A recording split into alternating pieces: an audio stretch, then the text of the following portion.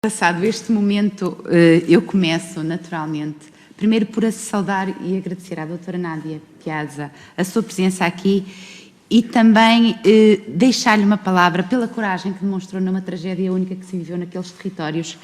E o PSD, aliás, aqui o meu colega do PS já fez questão de dizer qual era o objeto desta comissão e nós sabemos-lo. E é por isso mesmo, doutora, que eu gostava de fazer aqui uma separação entre aquele que foi o processo de indemnização das vítimas mortais, que teve um tratamento único, excepcional, aliás, para uma situação que também foi única, excepcional, e até por respeito à memória das vítimas não queria passar demasiado tempo a falar dessa parte, porque parece-me que essa parte, de facto, fruto de um tratamento especial e de um cuidado e sensibilidade da Procuradoria, da Provedora de Justiça, foi tratado com toda a normalidade.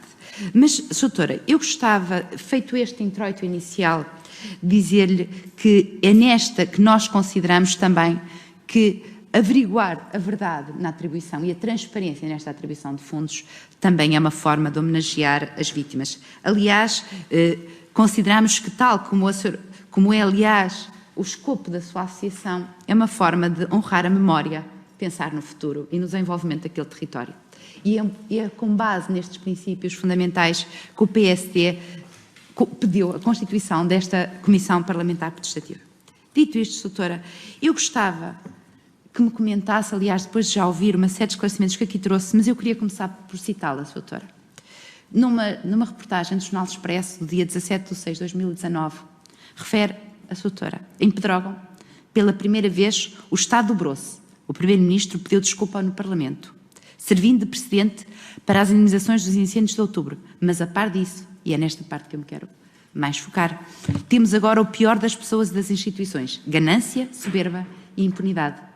Doutora, será que poderia comentar o que é que queria dizer com isto quando proferiu estas afirmações, ou pelo menos está citada como tal no Jornal Expresso? Para responder, por favor. Eu poderia ler a carta que escrevemos depois de vir a público nos órgãos de comunicação social, a questão dos donativos, a forma como estava a ser gerida ou mal gerida, os donativos. Nós escrevemos uma carta, pedir elementos, porque aquilo era tão vergonhoso que era impensável que pudesse acontecer. Escrevemos uma carta a pedir documentação e o introito dessa carta, que escrevemos à Câmara Municipal de Pedrógão Grande, com conhecimento de várias instituições, o Presidente da República, o Senhor Primeiro-Ministro, Provedores de Justiça, a Procuradoria-Geral da República, a Presidente da Comissão da CDR do Centro e o Presidente do Fundo Revita. E ela responde um pouco aquilo que disse. Eu posso. É de 3 de setembro de 2018. Não, mas é que responde o sentimento que era...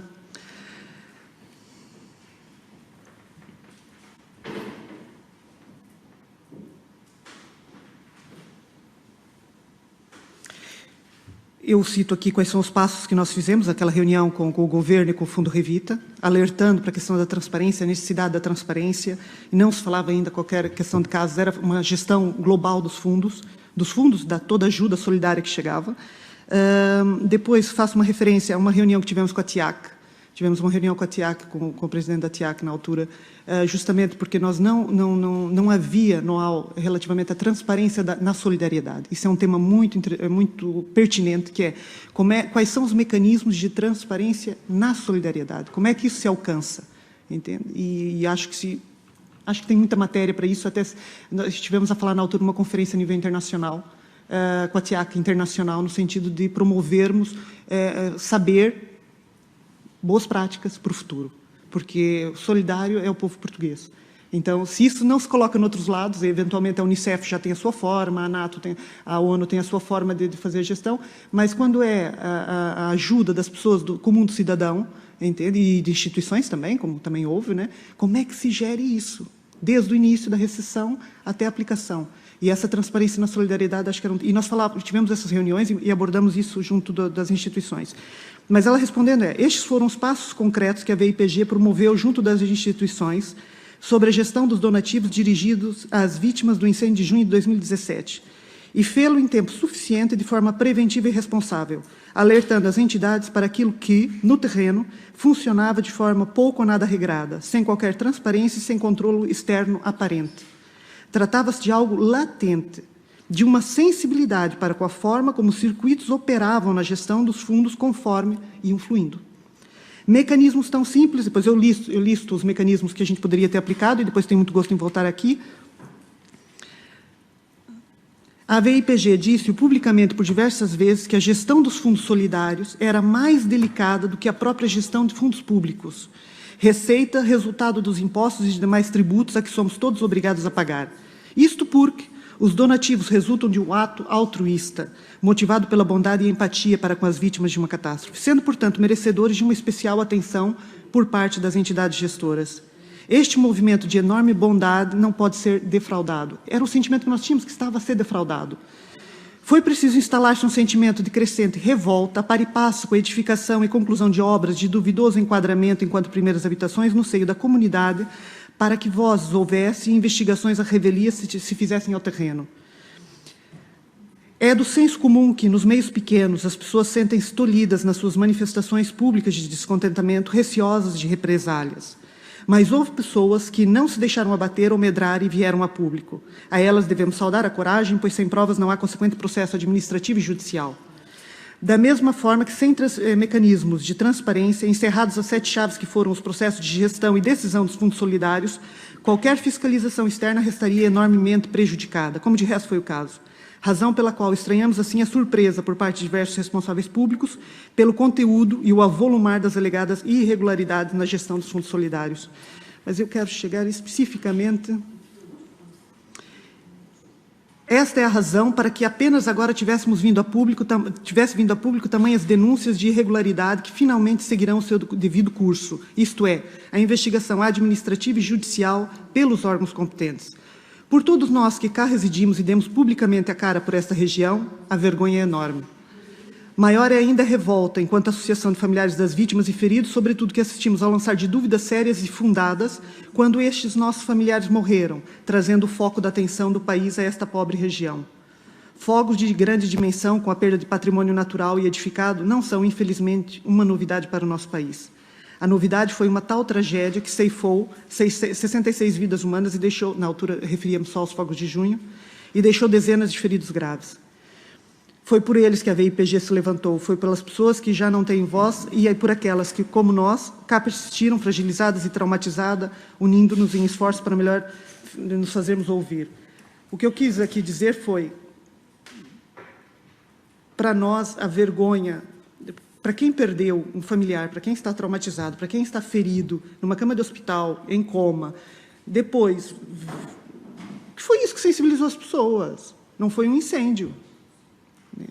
Foi o drama pessoal daquelas pessoas, o drama pessoal de cada indivíduo. Foi isso que sensibilizou. A diferença do incêndio foi essa, entende? Dessa catástrofe foi essa. Então, quando a gente vê que a população aflui com tamanha bondade e ajuda, e depois isso é defraudada a expectativa, nós dizíamos, a aplicação de fundos solidários é mais delicada do que o próprio fundo público, porque um dinheiro público vem do imposto, é um tributo, é obrigatório, a gente não devemos ter como fugir, temos que pagar, temos que contribuir todos para a nação. Agora, na solidariedade, não. E dá mais a quem não pode. Quem pode menos é o que dá mais. E quando essas pessoas estão a dar, e depois a gente vê levantarem dúvidas. No início, a gente falava, não, isso não deve ser verdade, as pessoas falam, mas depois o Ministério Público chegou à conclusão que sim, então alguma coisa não está bem. E isso envergonha muito. Envergonha muito porque não foi esse o nosso objetivo. O objetivo da associação, a primeira coisa que a associação se bateu e foi criada foi poder vir a tribunal para pedir o nome das pessoas que tinham falecido. Esse era o objetivo da associação inicialmente. Muito obrigado, Sra. Doutora. Sra. Deputada, para prosseguir, por favor. Obrigada, Sr. Presidente. Só numa nota, recordo-me perfeitamente da dificuldade que foi inicialmente para se obter os números das vítimas, portanto, e também dos motivos. Mas também, Sra. Doutora, e deixe-me que lhe diga que a Sra. Doutora sempre foi um bocadinho o rosto da coragem de quem não tinha coragem, da capacidade de falar de quem não tinha capacidade de falar. E a verdade é que o fez mesmo sendo incómodo, e muitas vezes, quando é necessário ser incómodo, ir se calhar não é simpático ser incómodo. E também, e por isso mesmo é que foi das pessoas, e deixe-me deixar-lhe esta nota, e não é um elogio gratuito, é porque de facto é mais do que merecido pelo papel que teve em circunstâncias também pessoais muito difíceis, mas fê-lo. E é este também o nosso objetivo, doutora, porque fala muitas vezes em falta de transparência. E de facto nós, se abrirmos o relatório do Tribunal de Contas, quando a doutora fala em falta de transparência, essa falta de transparência não é uma invenção de ninguém.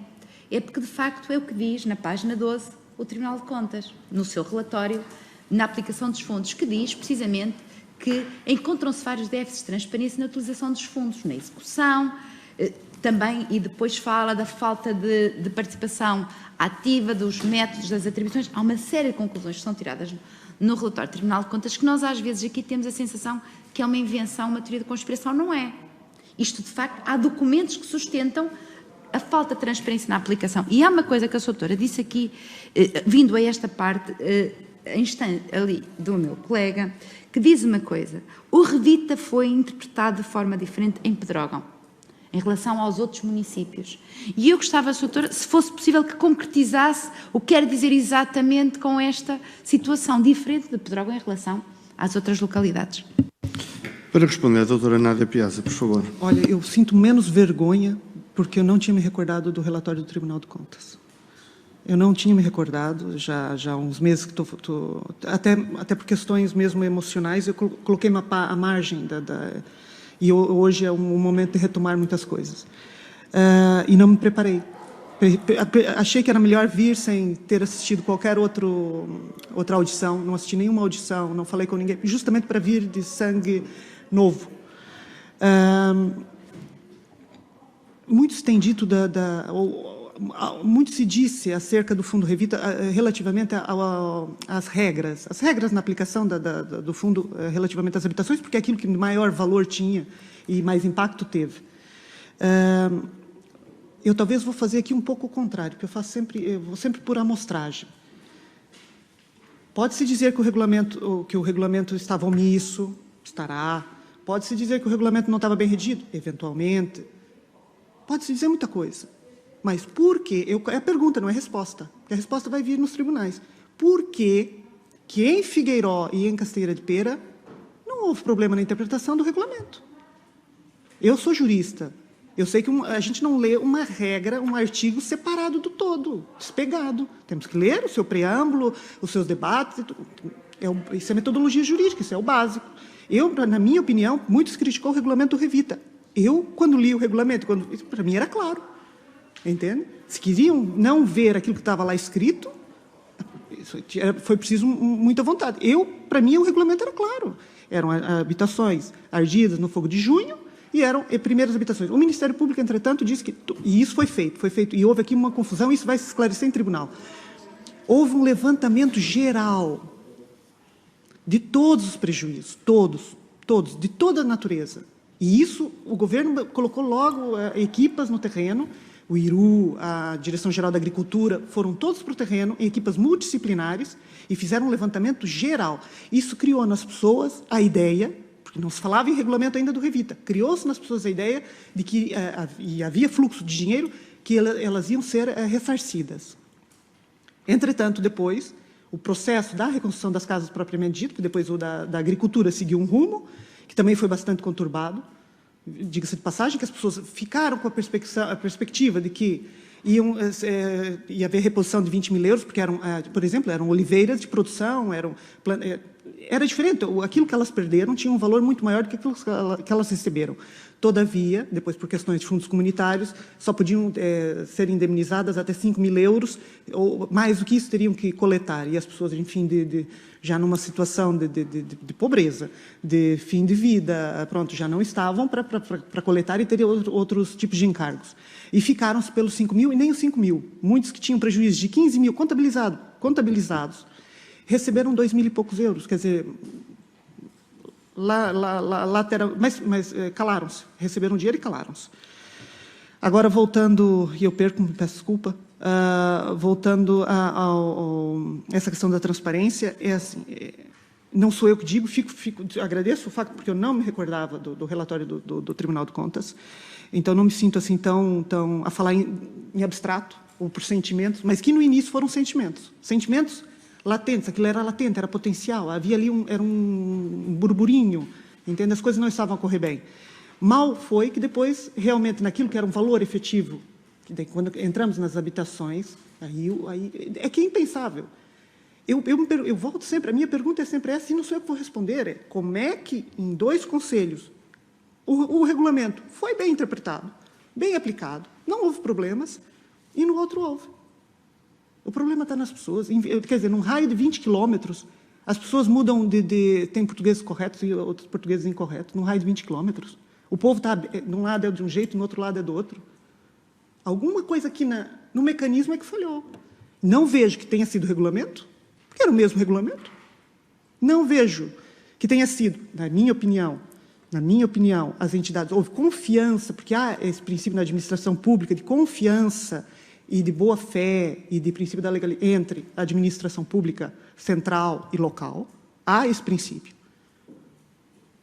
Se estivesse no lugar da doutora Ana Brunhosa, enquanto presidente da CDR, você confia.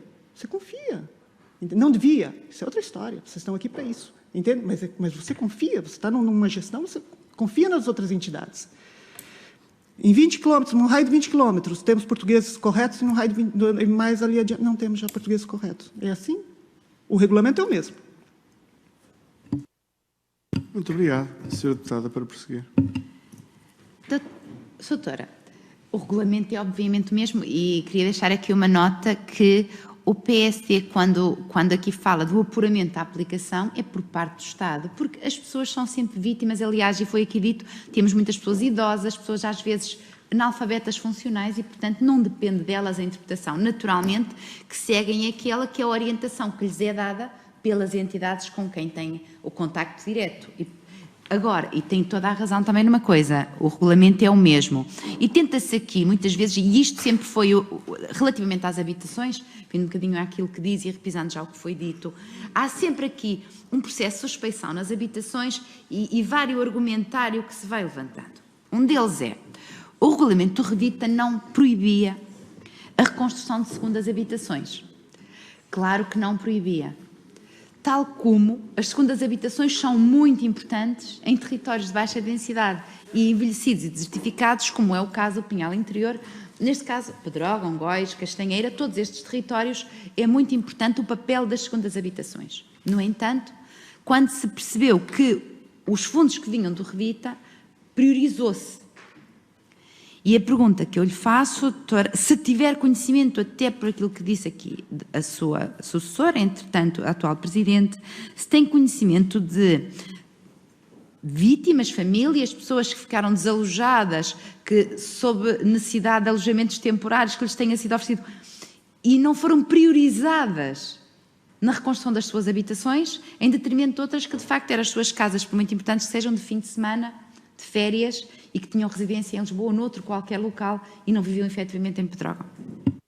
Senhora Doutora, para responder. O conhecimento que tenho e vou lhe dizer, já não é de burburinho que se fala, né? Foi quando as casas efetivamente já estavam de pé. Essas questões vieram ao lume quando elas efetivamente começaram a ficar de pé. Quem está no território sabe, né? Mas uma coisa é saber, outra coisa é aquilo que os papéis depois provam, né? E e o Ministério Público teve essa triagem, teve que fazer essa triagem. Então, o conhecimento que tenho foi, infelizmente, foi a comunicação social que levantou, que já estava no terreno há algum tempo, muito motivado pelas próprias pessoas que, de forma anônima, levavam esse assunto, e depois com um grande trabalho de investigação, quer da parte da Visão, quer da parte da jornalista Ana Leal, sim, peço desculpa, do Otávio Lozada, da Visão, e da Ana Leal, que, no fundo, só vieram apontar o dedo, em alguns casos não correto, né? Depois veio a se ver, em alguns casos não era correto, mas o problema estava instalado e a maior parte dos casos verificou-se que, de fato, vamos lá ver, ainda não foi julgado, a verdade seja dita, ainda não foi julgado. Mas havia uma dúvida séria o suficiente para ter aberto um inquérito e deduzir a acusação. Então, o conhecimento que eu tenho é o conhecimento que todos nós temos. Andamos no carro, na rua e olhamos e sabemos. Agora, se você me pergunta, consegue designar o nome de uma ou duas, três pessoas? Eventualmente. Agora, não me peça isso agora. Muito obrigado. Senhora Deputada, faz favor. Doutora, mas o que me está a dizer é que no momento em que viu, digamos, as habitações levantadas, as novas, porque numa aldeia, num meio pequeno, conhece as casas que herderam, quando se é da freguesia, conhece, sabe-se. E o que eu lhe pergunto é se, objetivamente, não quero que denuncie ninguém, não estamos aqui a denunciar, estamos aqui a fazer responsabilidades políticas. Se tem conhecimento de habitações que, tanto quanto sabe, sendo de segunda habitação ou até ruínas ou barracões, foram reconstruídos como casas de primeira habitação, porque aí sim não se pode tratar segundas habitações como se de primeiras se tratassem. Se é segundas, são primeiras e tem que ser assumidamente aquilo que são. E se tem conhecimento de segundas habitações, que saiba que foram tratadas como se fosse a morada efetiva daquelas pessoas. Para responder, por favor. Tenho conhecimento. Agora, não consigo designar o nome da pessoa, porque aí é que não tinha referido, que é uma das coisas que nós pedimos aqui, ou são os mecanismos, até para o futuro, que era, isso tudo tinha se resolvido muito, nem tinha começado, é que o problema nem se tinha posto. Mecanismos tão simples como a publicitação das listas de obras e beneficiários nos sites das entidades gestoras, tais como Revita, autarquias ou CCDR, e a aplicação da medida por analogia da prática corrente de afixação de placas informativas nas empreitadas financiadas por fundos comunitários teriam garantido a devida transparência. A fixação de placas informativas com referência ao dono da obra, o beneficiário, no caso a pessoa, do fundo solidário que está efetivamente a suportar o custo da obra, o valor global da mesma, o prazo de execução e a empresa construtora. Tal prática teria mitigado as dúvidas que foram surgindo na sociedade em geral sobre a fonte de financiamento das obras, que pululavam pelo território, e os seus reais beneficiários. Se nós tivéssemos, como é uma obra com fundo comunitário, em que nós sabemos o dinheiro, quem é o beneficiário, de onde é que veio o dinheiro, a obra nem teria nascido, porque as pessoas rapidamente teriam vindo ao terreno e fariam denúncias. Esse teria sido um problema, um não problema. Muito obrigado, Sra. Doutora. A Sra. Deputada, faz favor para prosseguir. Obrigada, Sr. Presidente. Relativamente a estes casos que têm conhecimento e que foi tendo, apesar deste medo que diz em meios pequenos, às vezes é complicado, de facto, assumir e dar a cara por certas situações, mas os casos que diz, entende que vieram a prejudicar efetivamente aqueles que mais precisavam da ajuda. Se considera que há pessoas que precisavam mais de ajuda de forma muito premente e acabaram por não a ter por causa desta falta de transparência nos critérios e da priorização que acabou por não acontecer. Podemos dizer assim? Senhora Doutora Nádia, por favor. Eu gostava que alguém, certamente que quem está mais a par dos números, se nós tivéssemos obedecido uma priorização das primeiras habitações efetivas, a pergunta que eu coloco é, o dinheiro não teria sobrado para as segundas e não teria sobrado? Eu penso que sim, porque houve muito, o afluxo foi muito grande de dinheiro. Mas essa resposta eu não tenho. O que eu tenho foi, de facto, isso não está julgado, né? Estamos sempre falando na questão isso está em tribunal, e não havendo uma decisão, não podemos apontar o dedo dessa forma, mas há uma dúvida legítima, se não fosse legítima não estávamos na fase que estamos. Segundas habitações, ou casas que nem chegaram a arder, que foram recuperadas, lógico que passaram à frente de pessoas que tinham efetivamente as primeiras habitações. A casa até foi recuperada eventualmente. Eu não tenho conhecimento de uma primeira habitação que não tenha sido recuperada. E isso não temos conhecimento, né? Penso que todas as habitações, as primeiras foram todas recuperadas. O que acontece foi, segundas habitações, porque eles estão a competir com quem? Quando uma segunda habitação entra, para já, no atraso, porque é um conjunto de empreiteiros que não fazem, é um atraso na obra da primeira, e depois é uma injustiça nas outras segundas habitações. Porque se então entrávamos todos num critério que eu não sei qual, como é que seria um critério para a segunda habitação? Seriam essas segundas habitações que estão, os proprietários que estão prejudicados com a recuperação de uma segunda habitação, porque eles tampouco foram chamados, tidos ou ouvidos. Senhora Deputada. Relativamente às segundas habitações, sim que estamos a falar apenas de priorização, mas, Sra. Doutora, como sabe, depois, na Lei do Orçamento de Estado, veio, Lei 114/2017, veio prever que os municípios pudessem definir um regulamento municipal precisamente para ajudar estas segundas habitações. E que acabou por depender um pouco daquela que era o tratamento de cada um destes municípios abrangidos pelos incêndios, e com isto entendam ou não, primeiro, se temos uma desresponsabilização do Estado, segundo, se com isto os municípios consoante o município que pertencem, têm um tratamento desigual e não têm acesso aos mesmos fundos. Se lhe parece que isto é uma forma de boa aplicação daquela que foi a solidariedade dos portugueses, porque nós tivemos um governo que na data anunciou tudo e mais alguma coisa para aquela região. Aliás, tivemos um primeiro-ministro a anunciar que a partir de agora nada poderia ser igual. E depois destes anúncios, dos milhões anunciados, que se ia revolucionar aquela região. Sra. Doutora, pergunto-lhe, isso aconteceu, de facto, essas expectativas, a boa aplicação, a reconstrução, para a atratividade das populações, algo aconteceu ou na prática? Qual é o seu juízo desta aplicação e da intervenção no território, que também vem um bocadinho de encontro àquilo que é o desidrato da vossa associação? Muito obrigado, Sra. Deputada. Para responder, a doutora Nádia Piazza.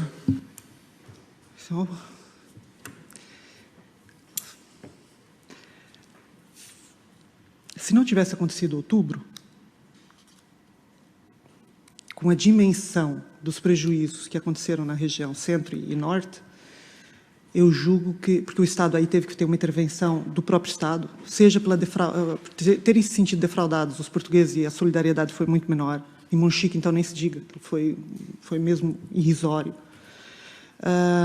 Se não tivesse acontecido outubro, eu tenho para mim que o Estado teria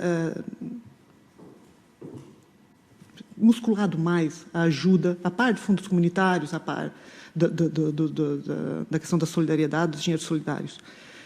Mas aconteceu outubro.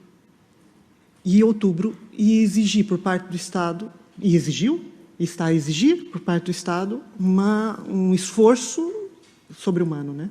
Sobre-humano, para além daquilo que imagino eu, que os cofres públicos consigam suportar, tendo tanto por onde gastar e tantas necessidades no país. É natural que eu gostava de ter visto os dinheiros do Fundo Solidário e os fundos comunitários melhor aplicados no nosso território. Isso é patente, entende? Porque no momento em que não há transparência, ficamos todos aquém daquilo que efetivamente foram as prioridades de aplicação. Por exemplo, quando falamos do dinheiro dos fundos comunitários para os equipamentos urbanos, em que os municípios puderam se socorrer, eu francamente acho muito pouco. Porque qualquer obra que nós façamos no município, facilmente vai para milhares de euros e chega na casa do milhão, facilmente. O saneamento, então, nem se fala, que nós temos um problema muito grave de saneamento na nossa região. Entende? Saneamento básico. Quiçá, então, as estradas. É muito difícil, se nós não temos a verdadeira...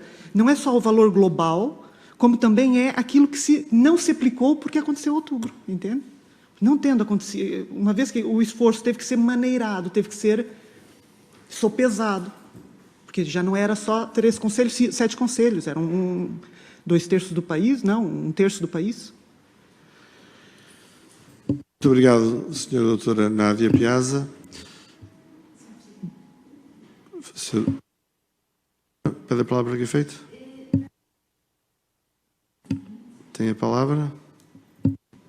Sr. Presidente, agradecendo nesta interpelação os contributos da Sra. Doutora, apenas porque a Sra. Doutora referiu durante a sua intervenção por diversas vezes uma carta que terá enviado, uma missiva, que eu julgo que não esteja na posse da Comissão e, portanto, se fosse possível fazê-la chegar à Comissão, nós requeriríamos que pudesse fazer parte do espólio documental da Comissão. Era só isso, Sr. Presidente. Senhora Doutora, evitando a emissão de um ofício nesse sentido, se pudesse depois fazer chegar à Comissão o conjunto de documentos de que se fez rodear e que auxiliaram a sua resposta, solicitava que o enviasse, está bem?